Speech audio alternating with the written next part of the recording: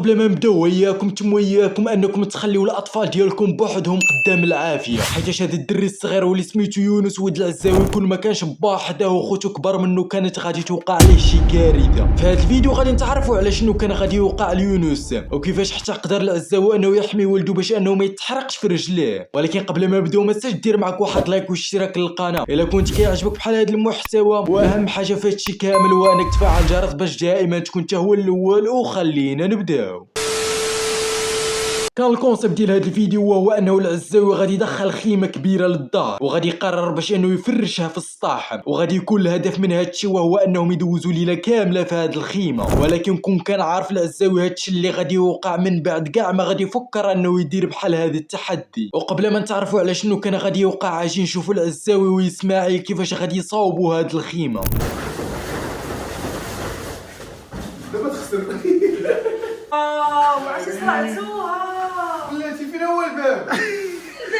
والله ما عرفتي داكشي باش لقيتيني كنشوف فين هو الباب؟ ها هو. المهم اخوتي دور. انضمت لينا ابتسام جات لقاتنا وجدنا الخيمه. المهم ها هو الباب. فتحي وعامله بالرمله. غتجيبي الطابه غتشطبيها. لا اييه اللي غتشطبها. لا انت اللي غتشطبها. ومن بعد ملي سالت عائلة العزاوي من التجهيز ديال الخيمة بالمعدات والوسائل الترفيهية، جا الوقت باش انه يعيط على يونس والسيمو باش يبداو هذا التحدي ديال المبيت في الخيمة. وما تخيلوش الرياكسيون ديالهم كيفاش كانت.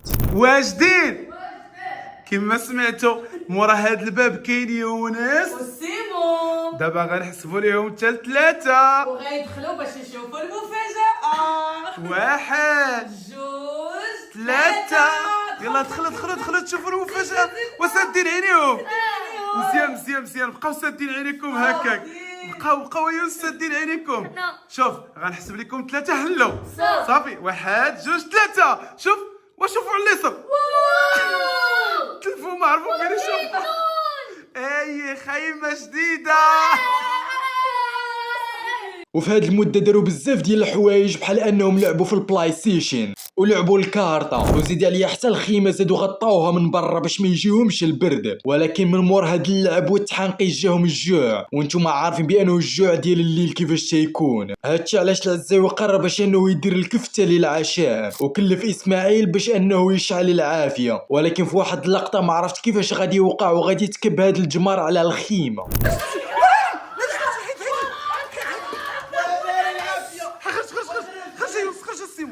خرج عندك توطى عليه. خرج حيك ما وطيتي على الفاخر. وطا على الفاخر اصاحبي. حيد ناري يونس وطا على الفاخر. دير هكا شاعل ياك شاعل. واش درتي يا اسماعيل؟ اش درتي؟ ناري كنتي الخيمه غتحرك ولا لا ما تدخلش لداخل. صافي انت ما تدخلش لداخل ناري. كيف مشتو يونس وطاع على الفاخر والحمد لله ما جاش رجلو على اللي مشعول، اما كون راه وقع عليه بحال يانيس. هادشي علاش في الاول ديال الفيديو نصحتكم ما تخليوش الدراري الصغار قدام العافيه، وبالفضل ديال التدخل ديال العزاوي واسماعيل قدروا انهم ينقذوا الموقف. وحتى لهنا غادي يكون سالي الفيديو ديالنا وتتهلاو ونتلاقاو في حلقه جديده.